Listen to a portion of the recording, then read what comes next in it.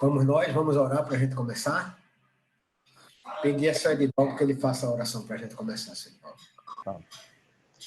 Meu Pai, nós queremos, Senhor, te agradecer, estar reunido aqui com teus filhos, Senhor, para estudar a tua palavra, que o Senhor esteja nos fortalecendo, nos orientando, para que possamos, Senhor, entender tudo que for dito aqui pelo teu Filho, para a honra e glória do teu santo nome. Amém. Amém. Amém. E vocês podem interromper, contribuam, falem, opinem, que é bom a gente ter esse debate aqui, enriquece muito o papo da gente, viu, gente? Então, nós vamos fazer assim, nós hoje vamos continuar, né? A gente trabalhou até o verso 17 do capítulo 4 no último encontro, foi isso? Sim. Vamos começar do 17 para frente. Romanos, capítulo 17. Chegou agora, eu vou aproveitar para ler do 17 até o 22.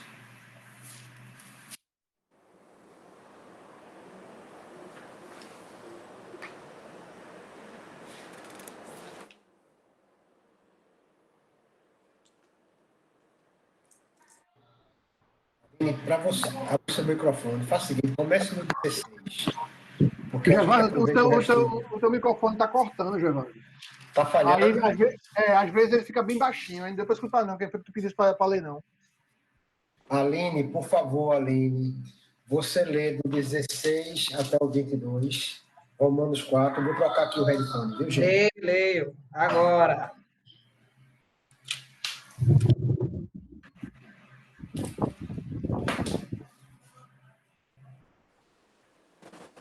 (17), né?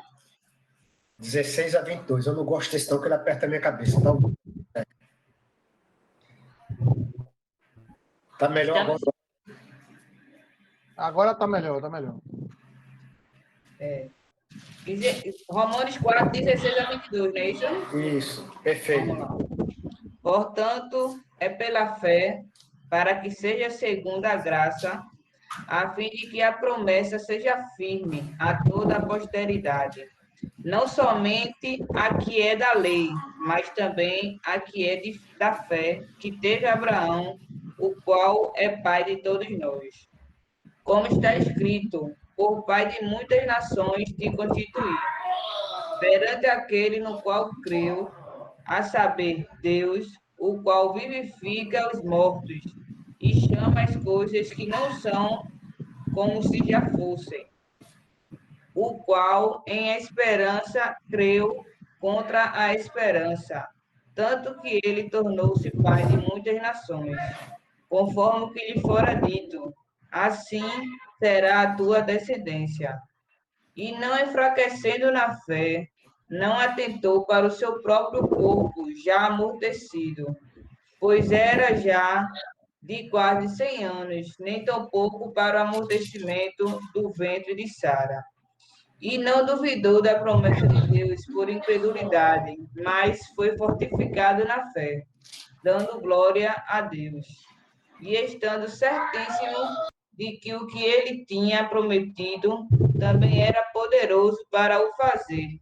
Assim, isso lhe foi também imputado como justiça. Amém?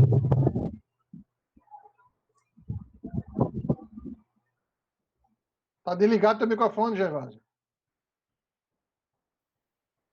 Deixa eu ligar, porque estava um ruído aí, parece. Tem alguém com o microfone aberto e o vento aí batendo de frente aí. Não sei quem é. Aí eu de Alain, ela deve estar no ventilador. Ok, gente, então vamos nós. Lemos aí de 16 a 22, né? Vamos, na verdade, o 16 era o fechamento do papo da gente da semana passada. Quando Paulo escreve essa é a razão que provém da fé, para que seja segundo a graça, a fim de que seja firme a promessa para a descendência, não somente ao que está no regime da lei, mas... Espera que tocou aqui. Mas... Cadê?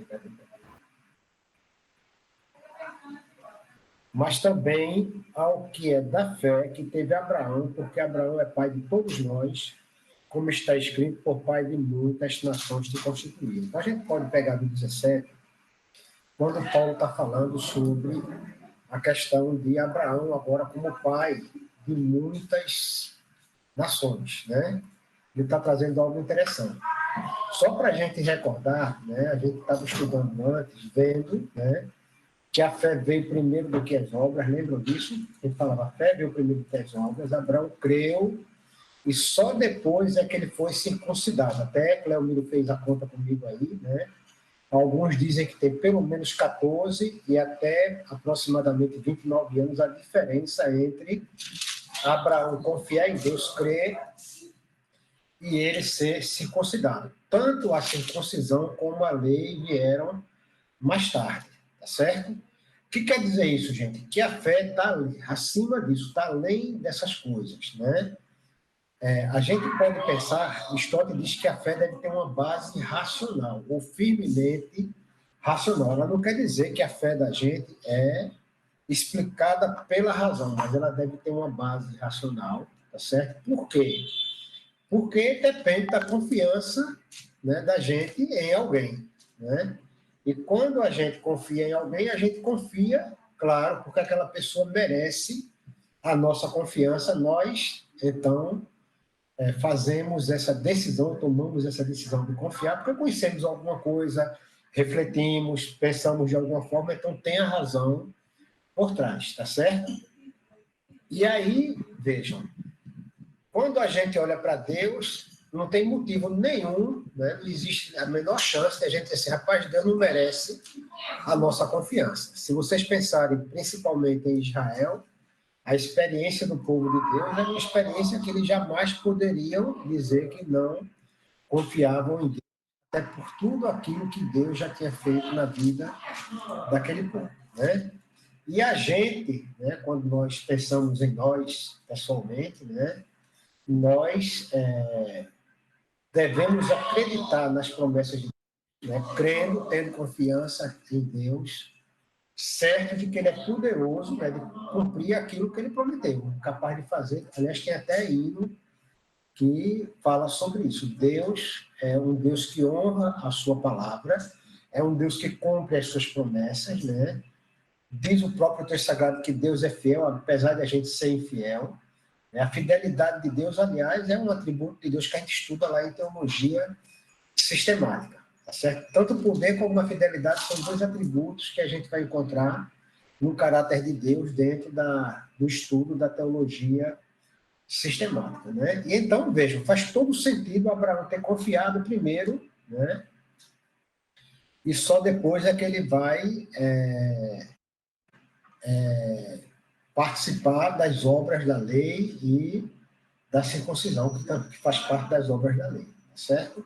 Então, tudo isso tem um sentido, tem fundamento, né? E é sobre isso que Paulo está falando nessa passagem, dizendo que Abraão, né, a razão que provém da fé, para que seja segundo a graça, a fim de que seja firme a promessa para toda a descendência, não somente que está na lei, ou seja, não somente para os judeus, mas também ao que é da fé que teve Abraão. Aqueles que têm fé da forma como Abraão também creu, né? Quem crê em Deus como Abraão creu, na verdade, né?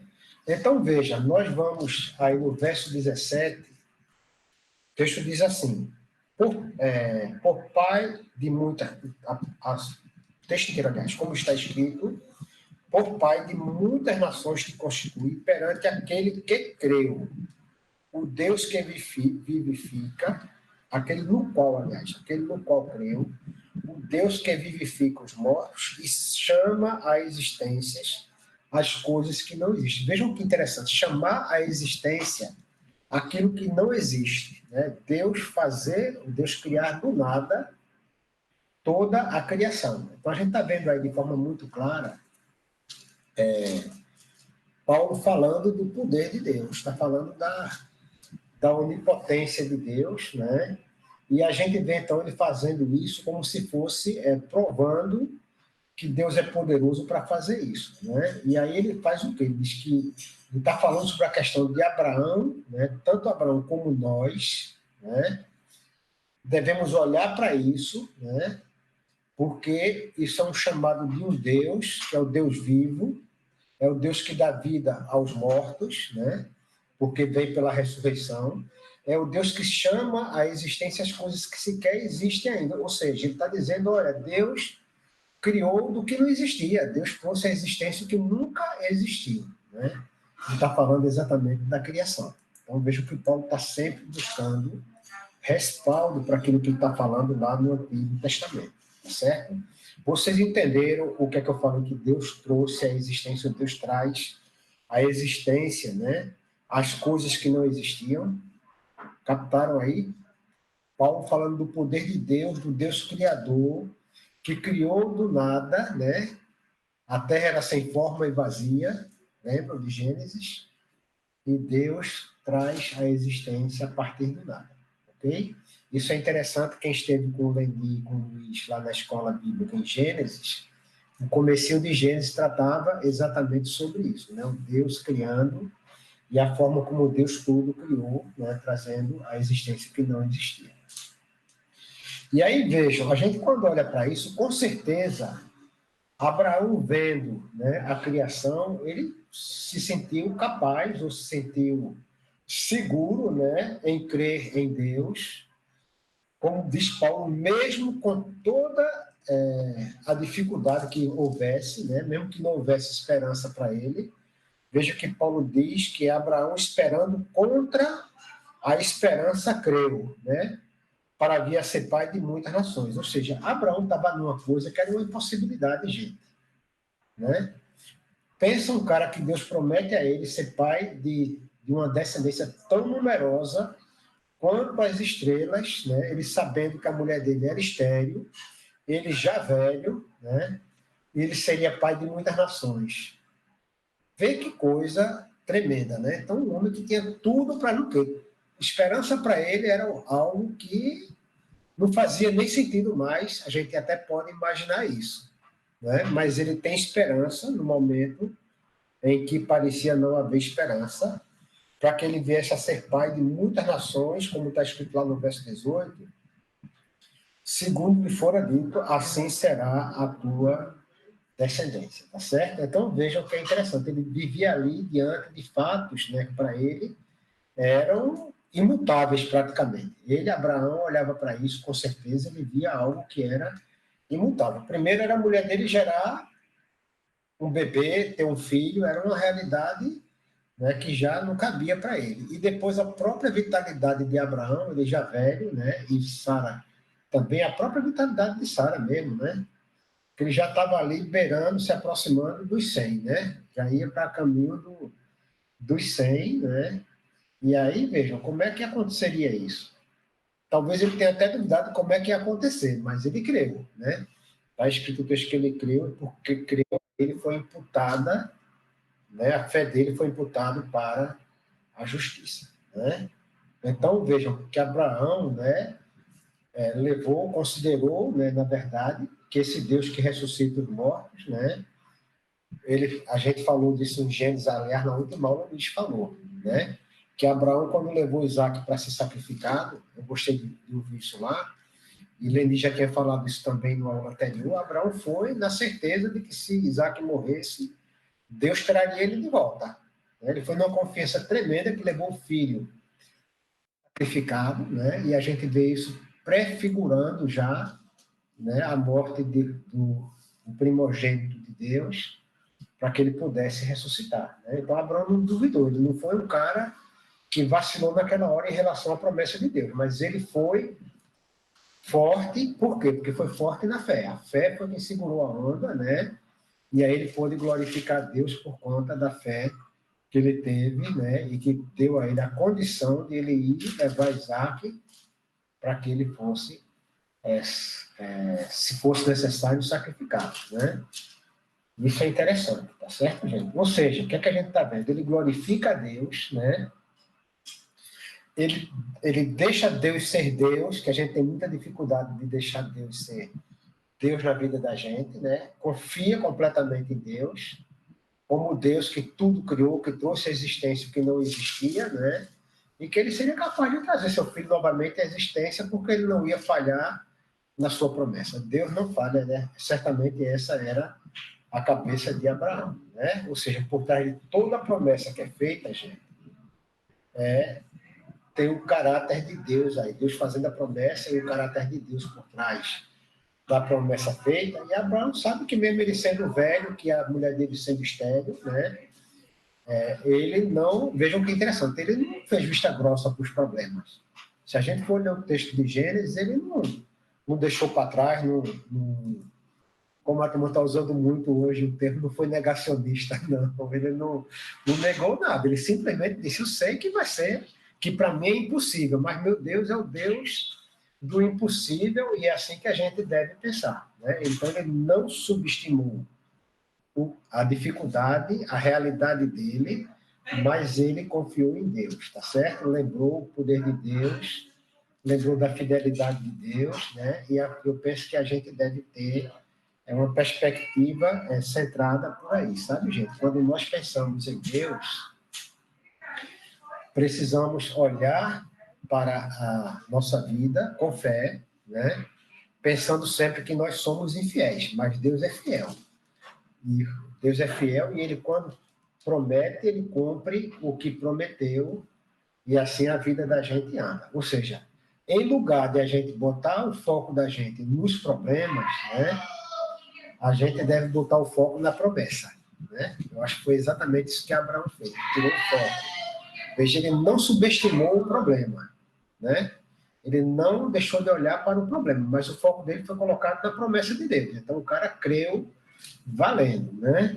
E aí, por isso, né, que a gente vai encontrar o texto dizendo que pela fé Abraão, né, como também a Sara, apesar de estéril e com idade avançada, recebeu poder para gerar filho, porque considerou fiel aquele que lhe havia feito a promessa. É assim que diz o texto sagrado, né? Então, E ele teve tempo de pensar em desistir, para sair até a caminhada, para ir até o Monte Moriá.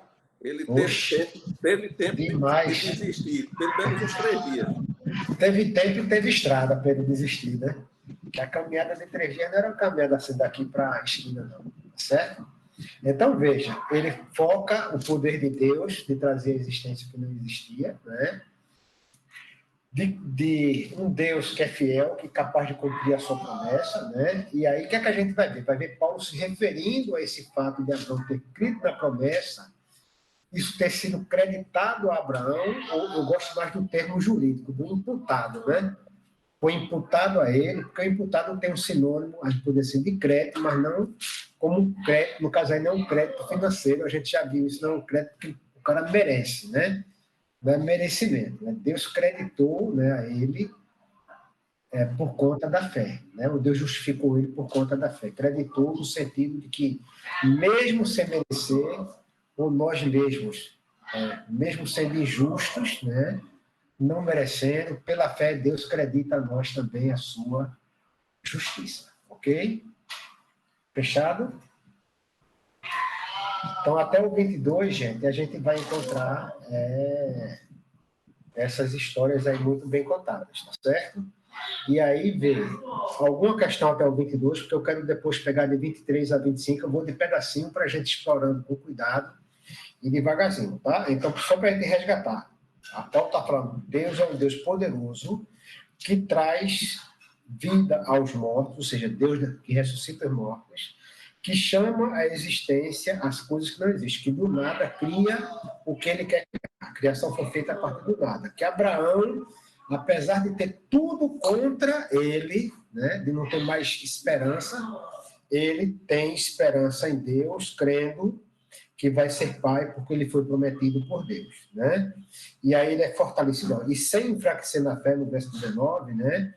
Embora levasse em conta seu próprio corpo amortecido, sendo já de 100 anos, a idade avançada de Sara não duvidou por incredulidade da promessa de Deus, mas pela fé se fortaleceu. Então, pela fé ele foi fortalecido, creu, confiou em Deus e ainda deu glória a Deus, estando plenamente convicto que Deus era poderoso para cumprir o que prometeu, tá certo? E aí, por conta dele crer firmemente em Deus, Paulo conclui no verso 22, por isso ele foi também imputado para justiça, ou seja, ele foi um homem considerado justo, né? Deus o justificou, mesmo sem que ele merecesse como nós, ok? Que aplicação prática, a gente pode trazer daí para a vida da gente? Quem quer falar?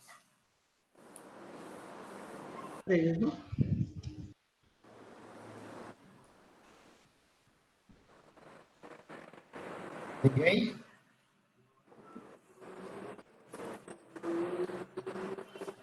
A gente olhando para esse texto, né? Como é que a gente pode transportar ele para a vida da gente? Agora, eu vou chamar pelo nome, Eric. Vamos, Eric. Pode repetir, bispo, a pergunta? A pergunta é assim, a gente olhando para esse texto, né? O que é que a gente pode trazer para a vida da gente como experiência para a vida da gente? O que é que eu posso aproveitar do texto como experiência para a minha vida? Em relação à fé. Acreditar, né? Não, mesmo que tenha as dificuldades, né, do dia a dia que estamos tendo, né, atualmente, não perder a fé, né? Manter em comunhão com Cristo, né? Sempre buscando em oração, né? Acho que esse é o caminho. Isso. Perfeito. Alguém quer contribuir?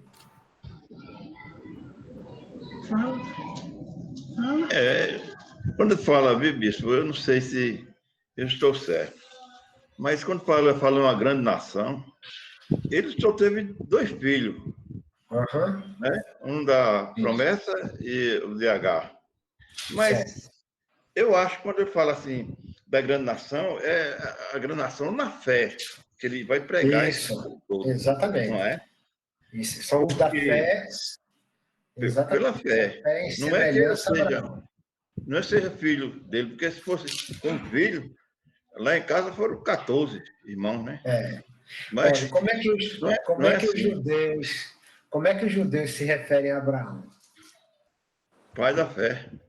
Pai Abraão, né? Pai Abraão. Então, veja, ele é pai da fé. Então, ele foi um cara chamado por Deus para ser pai de uma grande nação. Essa nação é espiritual, chega até nós, né? Nós somos descendência de Abraão, espiritualmente falando, certo? E a promessa, ela ia mais além. Ela dizia assim, veja como é que a promessa era linda, bonita e maravilhosa, né? E quando a gente olha para esse capítulo 4, de 16 a 22, vê dizendo que foi imputada a Abraão justiça, e Deus dizendo que a descendência dele seria, não está aqui, assim será a tua descendência, mas Paulo não contou o resto, né? Mas a promessa de Deus foi que ele seria pai de uma grande nação. Depois ele diz que dele todas as nações seriam abençoadas. Como é que todas as nações são abençoadas a partir de Abraão? A partir de Jesus, está na descendência. Né? Então, todas as nações da terra são abençoadas em Cristo. Né? Então, todos nós somos filhos, no sentido de filhos na fé do pai Abraão, né? Na questão espiritual, não dos 2 filhos, sabe, Edivaldo? Mas da questão espiritual, né? Ok? A descendência dele foi gigantesca, é verdade, porque dos 2 filhos, um gerou 12, o outro gerou 12, e assim foi. Dos 12 geraram mais umas tribos, e elas foram se multiplicando, e aí foi como a gente diz, perdeu-se a conta, né? E a gente chega realmente a ter dificuldade, a gente não vai contar nunca, porque é como contar as estrelas, como diz o texto sagrado lá no Antigo Testamento. Ok? Mais alguma questão, gente? Tranquilo aí, Edivaldo, entendeu agora? Somos descendência espiritual em Abraão, né? Então, vamos lá. Então, bora avançar. De 23 até 25 agora. Vamos pegar esse pedacinho para a gente fechar o capítulo 4 e entrar no capítulo 5, né? Então, vou pedir a Kécia para ler 4, de 23 a 25. Ela entrou agora, já entra no embalo. Romanos 4. 23 a 25. Ok, vou ler agora. E não somente por causa dele está escrito que lhe foi levado em conta, mas também por nossa causa, posto que a nós igualmente nos será imputado, a saber, que a nós que cremos naquele que ressuscitou dentre os mortos, a Jesus, nosso Senhor, o qual foi entregue por causa das nossas transgressões e ressuscitou por causa da nossa justificação. Graças a Deus. Ó, amém. Glória a Deus. Né? Então vejam, Paulo me admira muito. Paulo me chama a atenção como é que um homem tinha tanta sabedoria, só Deus mesmo para dar sabedoria a um homem desse, para escrever como ele escreve. Né? O texto é um negócio que impressiona. Né?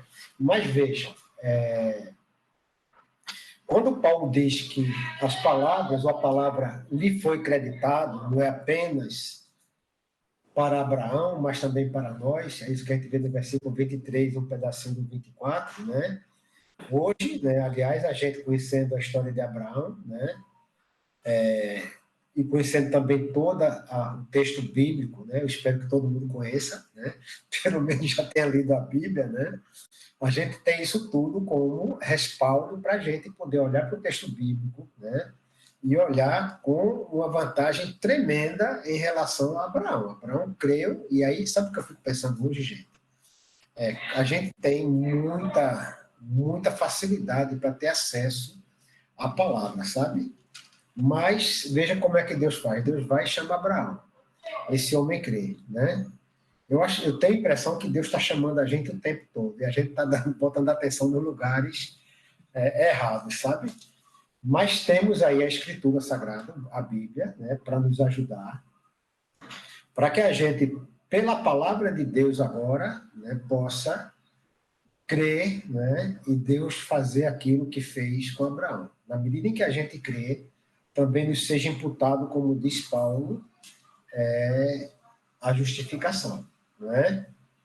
Da mesma forma que Deus creditou a Abraão, né, creditou fé a Abraão como justiça, também vai creditar a nós, né, a partir do momento em que nós cremos que ele ressuscitou Jesus Cristo, nosso Senhor, como diz Paulo no verso 24. Então, Paulo está dizendo, olha, se vocês crerem nesse Deus que ressuscitou a Jesus Cristo, do mesmo jeito que ele imputou a Abraão justiça pela fé, também vai fazer isso com vocês. Isso que aconteceu com Abraão também é para vocês, né? E para ninguém ter dúvida, Paulo faz uma amarração belíssima aí, dizendo que Jesus foi entregue à morte por causa dos nossos pecados, né? Ou seja, Jesus morreu a morte que era nossa, tá certo? Mas foi ressuscitado para que nós fôssemos justificados. E aí isso, né, é interessante, porque a gente tem muita clareza lendo o texto, aí a gente volta para aquela questão da fé racional, né? A gente lendo o texto, vendo como é que Deus faz as coisas, a gente confia nele porque está vendo o que é que ele fez. Deus que ressuscitou Jesus Cristo é o Deus que tem o poder de também nos ressuscitar, de também nos trazer justiça, mesmo sem que nós mereçamos a justiça de Deus, né? De nos justificar, na verdade, tá certo? Quando a gente fala da justiça aí, nós já fomos julgados a partir do momento que cremos e já estamos absolvidos, né? Nós não seremos mais julgados no dia da ira, né? Então, isso é que é interessante a gente crer. Então, Paulo está dizendo, olha, gente, o que vocês têm pela frente é o que Abraão teve. Vocês podem crer tranquilamente nesse Deus que ressuscitou Jesus Cristo, e isso aconteceu porque Cristo pagou o preço dos nossos pecados, ele morreu no meu lugar, no lugar de vocês, né, para que nós também fôssemos justificados. O foi entregue por causa das nossas transgressões e ressuscitou por causa da nossa justificação. Vejam que é interessante, né? Que Paulo aqui faz aquele mesmo movimento dos evangelistas. Ele não diz que Cristo morreu, né? Ele diz que Cristo foi entregue, Cristo entregou-se, né? Ele não diz que Cristo morreu. Não é interessante? Porque Cristo venceu a morte, né? Ok? Alguma questão aí, gente? Acho que a gente está indo mastigadinho, está indo direitinho, né? todo mundo matando aí as questões, né? E aí também está implícito o seguinte, que Cristo foi entregue por nossas transgressões, foi morto pelos nossos pecados, e que, pela ressurreição, confirma que ele aceitou o preço. O preço. Aceitou que ele pagou o pagamento. preço. Que ele pagou o preço. Isso. O que é tema que a gente discutiu para trás, né? Já com essa questão da justiça de Deus, ok? Edivaldo, Késia, Delon, Aline, Ana, Miguel, alguma questão? Não, né? Cristiano também nada, né? Podemos ir, né? Então, bora lá. Então, vamos virar nossa página, né? E vamos entrar agora no capítulo 5. Como eu disse a vocês, eu não tenho nenhuma pressa. Meu desejo é que a gente possa beber, eu aprender com vocês, né? E nós todos aprendermos com a palavra, para que nós possamos ir adiante, tá certo? Então, Paulo vai entrar no texto, né? Que na Bíblia que eu tenho, o autor chama os benefícios da justiça, capítulo 5, versos de 1 a 11, né? Quais são os benefícios da justiça de Deus, né? Então, quais são os benefícios da justificação que nós recebemos de Deus, né? Quais são os benefícios que um justificado por Deus tem a partir do momento que ele crê, né, mediante a fé, e Deus o torna justo. Então, vamos ler aí o 5, do 1 até o 11, né? Quem lê? Bora? Posso? Pode, Cléo. Aninha pega o próximo. Justificados, pois, mediante a fé, temos paz com Deus por meio de nosso Senhor Jesus Cristo, por intermédio de quem obteve igualmente acesso, pela fé, a essa graça, na qual estamos firmes. E gloriamo-nos na esperança da glória de Deus. E não somente isso, mas também nos gloriamos nas próprias tribulações, sabendo que a tribulação produz perseverança, e a perseverança produz experiência, e a experiência, esperança. Ora, a esperança não confunde, porque o amor de Deus é derramado em nosso coração pelo Espírito Santo que nos foi outorgado. Porque Cristo, quando nós ainda éramos fracos, morreu a seu tempo pelos ímpios. Dificilmente alguém morreria por um justo, pois poderá ser que pelo bom alguém se anime a morrer. Mas Deus prova o seu próprio amor para conosco pelo fato de ter Cristo morrido por nós, sendo nós ainda pecadores. Logo, muito mais agora, sendo justificados pelo seu sangue, seremos por ele salvos da ira. Porque se nós, quando inimigos, fomos reconciliados com Deus mediante a morte de seu filho, muito mais estando já reconciliados, seremos salvos pela sua vida.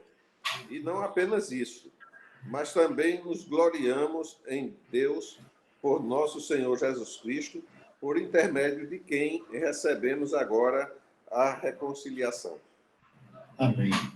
Interessante que Paulo fala no meio do caminho aí, né? Talvez por um bom alguém morra. Só que ele mesmo vai dizer que não existe um bom nem um sequer. Quase que ele diz, não tem nem para fazer chá, né?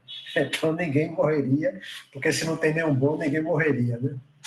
Então, gente, bora lá. Então a gente vai falar um pouquinho aí. Vejam que Paulo faz agora uma mudança na forma de falar. Ele faz quase que uma inflexão no texto, né? Dizendo que justificados, pois, mediante a fé, temos paz com Deus por meio de nosso Senhor Jesus Cristo, por meio de quem obtivemos igualmente acesso pela fé a esta graça, na qual estamos firmes. Né? O que é que Paulo está dizendo, gente? Primeiro benefício, paz com Deus. Né?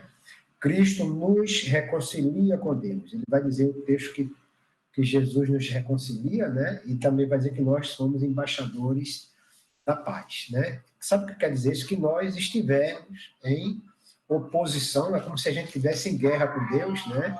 Apesar de Deus não estar em guerra com nós estávamos na oposição, né? Em desobediência a Deus, tá certo? Então, se a gente olhar para isso aí, eu fico sempre pensando assim, gente, a coisa que mais o ser humano busca hoje em dia, né? Esquecendo aí agora a cura da Covid, né? Mas o que o povo mais procura, pode pensar, é paz, gente. Todo mundo quer paz no coração. É um sentimento que o mundo vive buscando, ele não sabe onde encontra a paz, o ser humano natural. Ele vive buscando em tudo quanto é do lugar, mas não consegue, porque se torna quase que uma obsessão, sem saber onde é que ele está indo, né? E aí, Paulo está dizendo, ó, gente, a paz, de verdade, né? É a paz que Deus nos dá por meio do nosso Senhor Jesus Cristo, né? Porque Cristo é quem nos reconcilia, né? Então, isso aí, na verdade, é o primeiro benefício que Paulo está apresentando. O que quer dizer, gente, para nós? Quer dizer que reconciliação, né, anda de mão dada com justificação. Quando nós somos justificados, nós somos reconciliados com Deus, acabou-se a guerra, a paz toma conta do coração, tá certo? Então, vejam, Deus não nos declara justos sem, ao mesmo tempo, né, dedicar-se a mim e a você, né, buscando estabelecer essa paz entre nós e ele. Então, a iniciativa é de Deus. Estou dizendo que a iniciativa, na verdade, é de Deus, porque foi por meio de Jesus Cristo. Não fomos nós que fizemos absolutamente nada para chegar à paz, mas foi Cristo quem fez o que precisava ser feito para que nós fôssemos reconciliados. E aí você vai ver Paulo agora falar de morte, né? Porque ele vai fazer comparação agora aí de morte, né? Vai dizer que Cristo, né, foi entregue à morte e foi ressuscitado da morte para tornar essa paz possível, né? Então veja o que ele diz assim, ó, por intermédio de quem obtivemos igualmente acesso pela fé a esta graça, na qual estamos firmes, e gloriemos-nos na esperança da glória de Deus. E não somente isso, mas também nos gloriamos nas próprias tribulações. E aí ele vai fazer agora um arrazoado. Mas eu quero insistir na questão, né, de Paulo falando sobre a paz, porque essa paz é a paz que os profetas anunciavam, né? Era a vinda do Messias para trazer paz, né? Essa paz que Jesus traz a nós, inaugurando o reino dele como príncipe da paz, como diz o texto sagrado, né? E aí Paulo vai dizer isso de forma muito clara, né? Que nós passamos a ter paz com Deus, coisa que a gente vai encontrar no texto sagrado escrito, né? E bem escrito, para que nós não tenhamos dúvida nenhuma de que nós devemos desfrutar, né, e aproveitar para viver essa paz que Cristo tem conquistado para nós, né? Aliás, o texto bíblico de domingo, tanto do boletim como do discipulado da segunda, vai tratar da paz, né? Cristo desejando a paz, minha paz vos dou, né? Quando ele encontra os discípulos, tá certo? E aí vejam que Paulo está falando que nós somos introduzidos, né? Recebemos essa graça, né? E agora nós estamos firmes nessa graça. Então, veja, graça, gente, é favor imerecido. A gente já sabe disso, aprendeu no cursinho. Nós não merecemos, né? Então, é alguma coisa que Deus nos dá, mesmo que nós não mereçamos, porque é o amor de Deus, que é amor incondicional, né? Embora a gente não mereça, não seja digno deste amor, ele nos ama, e quando nos reconcilia com ele, né? Olha a frase que eu estou usando, quando ele nos reconcilia com ele, não é quando nós nos reconciliamos com Deus, não. É quando Deus nos reconcilia com ele. Pela fé, a gente é tornado justo, né? Agora por meio do sacrifício de Jesus, e aquilo que Jesus fez, ele faz para que Deus seja reconciliado agora com nós. Deus nos reconcilia com ele. O ato é a iniciativa de Deus, e a gente tem que ter isso muito claro na cabeça da gente. Então, é a bondade de Deus, tá certo? Eu estou dando aula de teologia sistemática, quando eu fico olhando para esse texto, eu fico lembrando lá exatamente da doutrina de Deus, que está falando dos atributos de Deus. Vejam a bondade de Deus aí presente, né? Ele misericordiosamente concedendo graça, né? A quem não merecia, né? Então vejam que Paulo fala sobre isso, ele diz que nós devemos permanecer firmes nesse propósito. Então, por fé, nós vamos permanecer firmes, né? Porque nós obtivemos essa graça de Deus, né? O acesso a Deus. Então, nós fomos, eu diria assim, a gente podia pensar lá na metáfora do tabernáculo. Nós fomos introduzidos agora no Santo dos Santos. O véu foi rasgado e Cristo nos introduziu no Santo dos Santos, né? Então, vamos manter firme a nossa fé para que nós possamos continuar na presença de Deus. É basicamente isso que Paulo está dizendo. Mesmo que venham tribulações, que venham sofrimentos, nós devemos permanecer firmes, tá certo? E aí é interessante a gente olhar para esse texto. Eu fico lembrando, sabe de quê, gente? Além desse texto do santuário, né? Quando alguém entrava na câmara lá do rei, né? Em audiência, né? Para ser apresentado ao rei, a pessoa era introduzida no santuário lá, como sendo introduzida à presença do rei Jesus, agora do rei, do próprio Deus como rei da nação de Israel, né? Então tem muito de a gente olhar para isso. Então vejam, nós cristãos desfrutamos, né? Como eu estava dizendo lá no princípio, como o Paulo está falando aqui, de cara, a primeira coisa que a gente tem como benefício, né? É essa coisa que aparece no texto de forma muito simples, né? Mas que é uma coisa fantástica, que é poder aproximar-se de Deus, né? Ter audiência aí com o rei, entrar na presença do rei, né? Tendo esse privilégio de poder entrar na presença do rei, né? Então, esse é privilégio. Então, gente, nós vamos olhar para isso como fruto, né? O benefício da justificação. E quando a gente olha para isso, a gente tem que pensar sempre que tem relação com o passado, tem relação com o presente e tem relação com o nosso futuro, né? Nós hoje temos paz com Deus. Por quê? Porque fomos perdoados ao passado dos nossos pecados. Nós hoje estamos firmes na graça, né? Por fé. Isso é privilégio do momento, é privilégio presente. E nós, como diz, nos gloriamos na esperança da glória de Deus. Estamos olhando lá para frente, olhando para a glória de Deus. É a herança que temos, né? Que Deus tem para nós, né?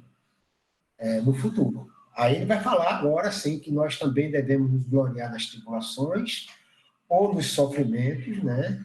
Porque nós, de fato, passamos na vida da gente em provações, são experiências que a gente passa por elas. Quando eu chegar lá no capítulo 8, eu vou fazer uma brincadeira com vocês, né? Mostrando, acho que é mostrando como nós, bebês, né? Somos fidões, e quando nós somos adultos, né? Nós somos gratos a Deus pelo que Ele fez, né? Mas para a gente crescer passa por dor. Eu disse um dia desse pregando, não sei se foi no culto de domingo, se foi lá na semana da Páscoa, né? Que crescer dói, gente, né? Não há crescimento sem dor, né? Crescer dói, porque nós vamos apanhando na vida, vamos tendo nossas provações, tribulações, né? Nossa experiência terrena não é uma experiência, não é um mar de rosas. Cristo não prometeu um mar de rosa para ninguém, né? Ele disse, ó, no mundo vocês vão ter aflições, mas sejam firmes, permaneçam, né? Permaneçam porque eu venci o mundo. Então a promessa é para vocês também, né?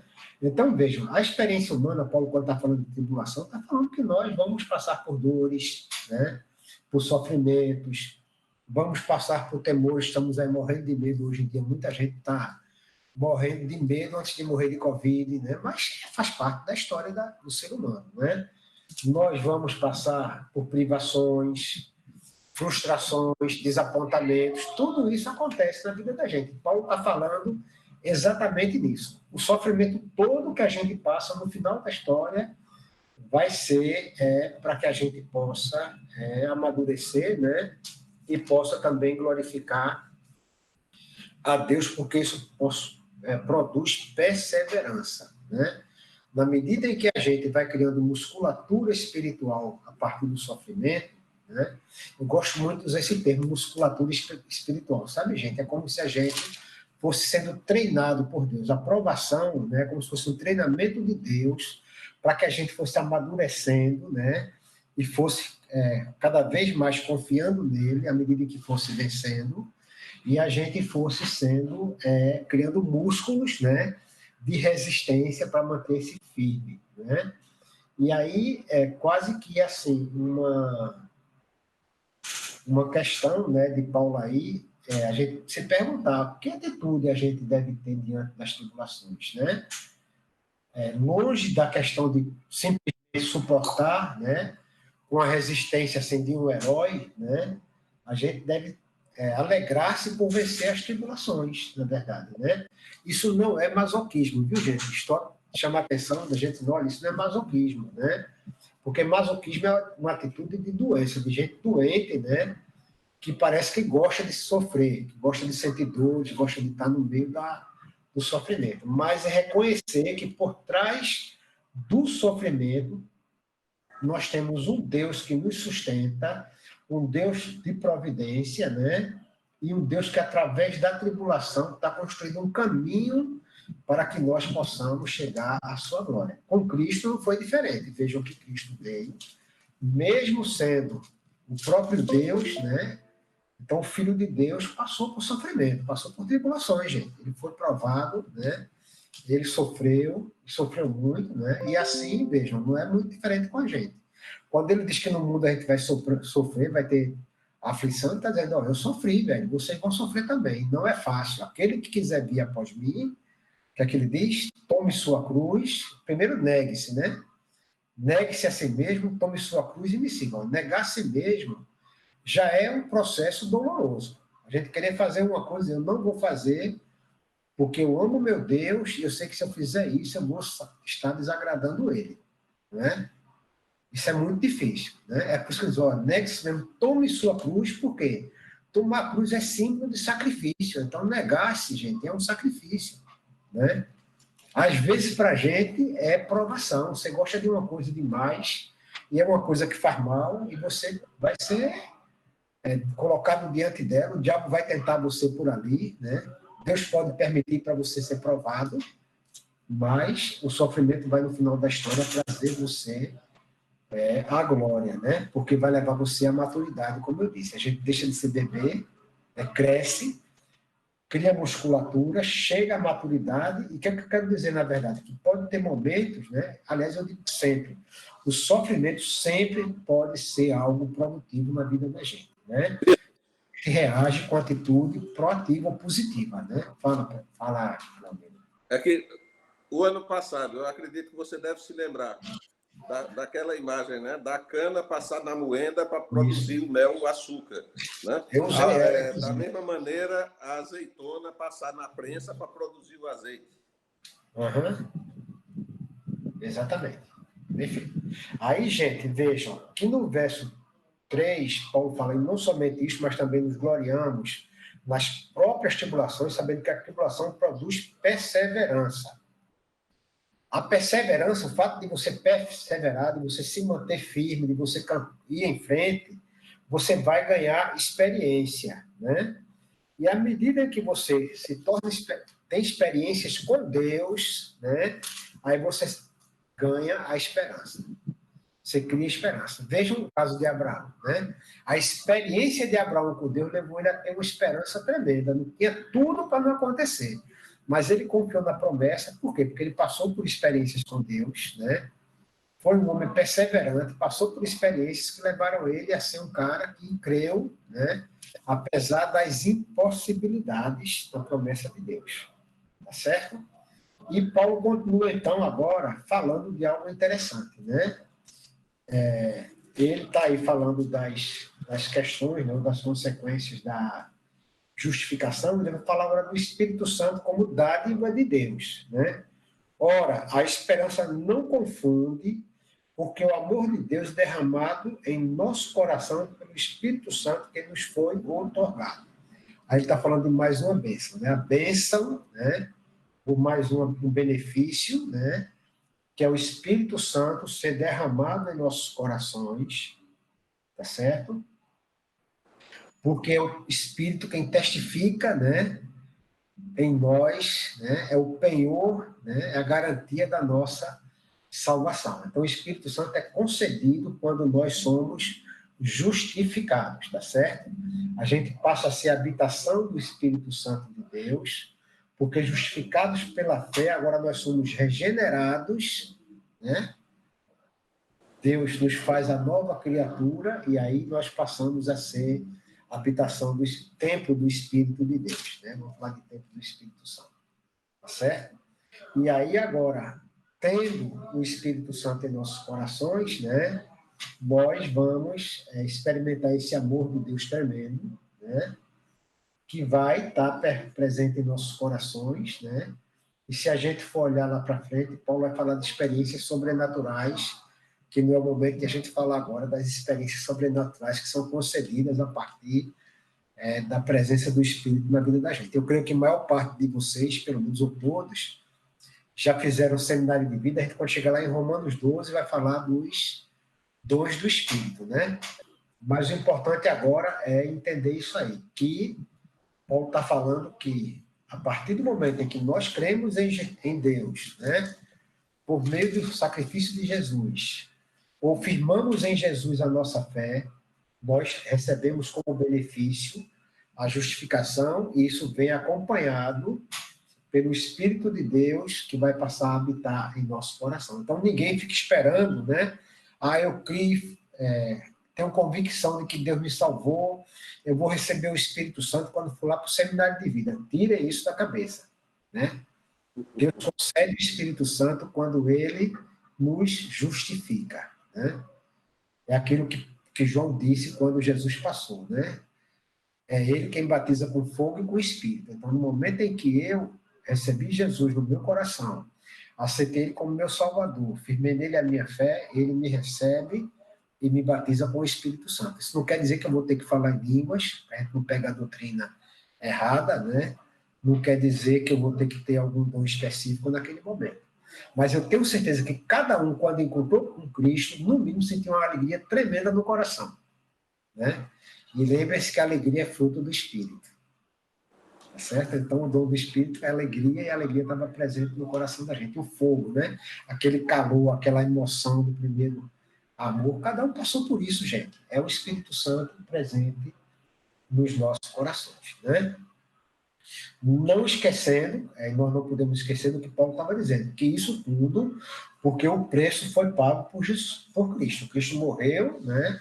Entregou a sua vida para que nós pudéssemos ser reconciliados mediante a sua morte, né? Porque ele pagou o preço, e aí Deus nos assegura esse benefício quando nós passamos a crer, né? Como diz Paulo, que ele provou o seu amor na morte de Cristo lá na cruz, né? E aí a gente vai ter aqui, porque Cristo, quando nós ainda éramos fracos, morreu em seu tempo pelos ímpios. É isso que ele está dizendo, né? Cristo pagou o preço que nós deveríamos pagar. E aí ele vai dizer, dificilmente alguém morreria por um justo, pois poderá ser que, pelo bom, alguém se anime a morrer, né? Mas Deus prova o seu próprio amor para conosco pelo fato de ter Cristo morrido por nós, sendo nós ainda pecadores. Aí eu quero lembrar a vocês que, no meio do povo de Deus, ninguém atribuía a ninguém esse termo chamado de bom, né? Vejam a história do jovem rico, quando ele se aproxima de Jesus e diz, bom mestre, o que devo fazer para herdar o reino de Deus, né? Aí Jesus pergunta, por que você está me chamando de bom? Né? Por que me chamas de bom? Porque se ele é mestre, só o fato de ser mestre não é bom, porque bom só se falava de bom em relação a Deus, né? Aí aquele cara, coincidentemente, usa bom mestre, né? E aí parece que o escritor bíblico mostra isso de forma bem legal, bom, porque é o próprio Deus que está sendo colocado na cena, né? Mas bom mestre, não, se você está me chamando de mestre, você não está me chamando do Filho de Deus, nem do próprio Deus, né? Bom somente Deus. Então, quando Paulo diz que pode ser que por algum bom alguém comece a animar-se a morrer, só que não tem nenhum bom, gente, não existe nenhum sequer, porque todos pecaram, é isso que Paulo vai dizer. Não há um justo, não há um sequer. Todos pecaram e carecem da glória de Deus. E Paulo está dizendo exatamente isso. Então não adianta, porque não havia quem pudesse morrer no nosso lugar, a não ser Jesus. Então Deus fez aquilo que ninguém podia fazer. Exatamente isso que ele está dizendo. Dificilmente alguém morreria por um justo. Mas nós, mesmo sendo pecadores ainda, nós tivemos esse benefício de Jesus ser entregue, né? Entregar a vida por nós, morreu por nós, sendo nós ainda pecadores. Vejam que interessante, eu fico muito impressionado, sabe? Quando em algumas comunidades, né, a pessoa chega, né? Estou lembrando de uma que eu frequentei, quando morei em Maceió, que um dia um cara chegou na porta da igreja, né? Tinha um portão, tinha um terreno, e a igreja. Quando o cara chegou, a irmã disse: irmão, joga a chupeta do diabo no bicho. Isso é pecado, o cara fumando, sabe? Aí o cara deu meia volta, foi embora da igreja, não voltou, nunca mais ele voltou, né? E esse, mas rapaz, como é que faz um negócio desse? Tu tá dizendo que o cara só pode entrar na igreja se ele não for pecador, é? Então dá licença que eu vou ter que sair também. E tu vai ter que ser jogado para fora também. Todo mundo vai ter que sair, não fica ninguém, né? Porque a igreja, gente, é lugar de gente que pecou e está ali buscando, né, cura, né? Eu gostava muito de alguém que disse, acho que era Paulo Garcia que dizia, que a igreja é uma UTI espiritual. A gente está lá em busca de cura, né? De cura para os nossos pecados, de salvação vinda da parte de Deus, né? Então, Paulo está dizendo isso, olha, a gente não merecia antes mesmo, né? A gente ainda era pecador, Cristo já morreu para que nós, mesmo sendo pecadores, tivéssemos o benefício de crendo, né, na promessa, por fé, nos fosse também imputada a justiça de Deus. Tá certo? E ele contou, logo mais agora, sendo justificados pelo sangue, seremos por ele salvos da ira. Então, ser justificado pelo sangue quer dizer o quê, gente? E Jesus pagou com o seu sangue o preço dos nossos pecados. Então, está dizendo exatamente isso. O sangue de Jesus foi o preço pago lá na cruz para que nós fôssemos salvos dos nossos pecados, salvo da ira de Deus. Salvou-nos do julgamento, né? Nós já fomos julgados a partir do momento em que cremos. Aí ele vai contar, porque se nós, quando inimigos, fomos reconciliados com Deus mediante a morte de seu filho, muito mais, estando já reconciliados, seremos salvos pela sua vida. E não apenas isto, mas também nos gloriamos em Deus por nosso Senhor Jesus Cristo, por intermédio de quem recebemos agora a reconciliação. Ou seja, Paulo começa falando que nós somos reconciliados com Deus por meio de Jesus Cristo e fecha esse bloco de texto dos benefícios, dizendo que nós também nos gloriamos em Deus por Cristo, porque nele nós também recebemos a reconciliação. Então estão aí os benefícios, né, alguns, da reconciliação, tá certo? Nós vamos fechar no capítulo 5, verso 11, e no 5:11, né? E na próxima nós vamos partir do 12 para frente. Ok? Alguma questão, gente? Querem Eu falar? estava me lembrando, Gervásio, você estava me lembrando aí quando você falou que o pastor Paulo dizia que a igreja era a UTI, né? Uhum. Ele dizendo que convidou uma pessoa para ir para o cursilho de um outro movimento. Aí ele disse, não, pastor, porque eu fumo, aí eu não posso ir. Aí ele disse, olha, mas para você ir para o céu não é preciso deixar de fumar, não. Pode ser que fumando você vá mais depressa. É verdade. Pode ser que fumando que vá mais depressa, né? É. É sério, gente. O negócio é sério.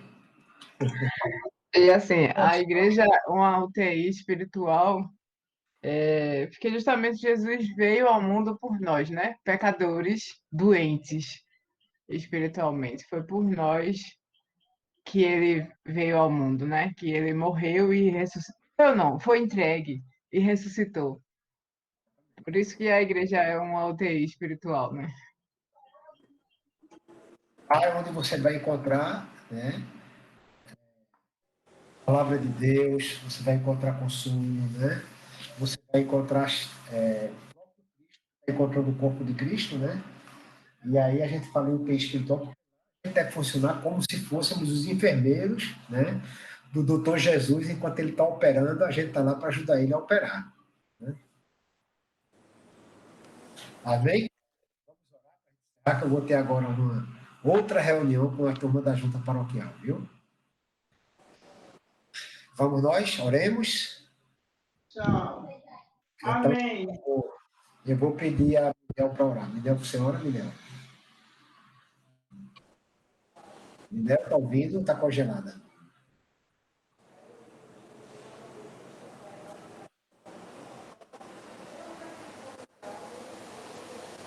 Está fechado o microfone, Miguel.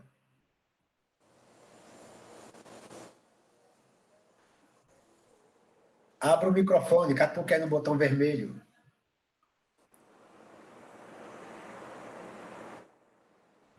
Aí ela caiu. Então vamos lá, bora para outro, né? Bora lá. Sedivaldo, por favor, Sedivaldo. Você orou no começo, não foi? Então faça o começo e fim. Meu Pai, nós queremos te agradecer, Senhor, por esse estudo, que ele seja bem entendido por cada um de nós, Pai, para que possamos, Senhor, ter mais sabedoria espiritual e estar sempre tentando fazer a vontade do nosso Pai. Amém. É isso que eu peço, é isso que eu agradeço em teu santo nome. Amém. Amém, Senhor. Amém. Amém, gente. Até já já. Amém. Boa Deus noite. abençoe. Amém, amém. Boa Boa noite. noite a todos. Tchau, tchau. Tchau, tchau. Boa noite. Estênio. Estênio. Estênio.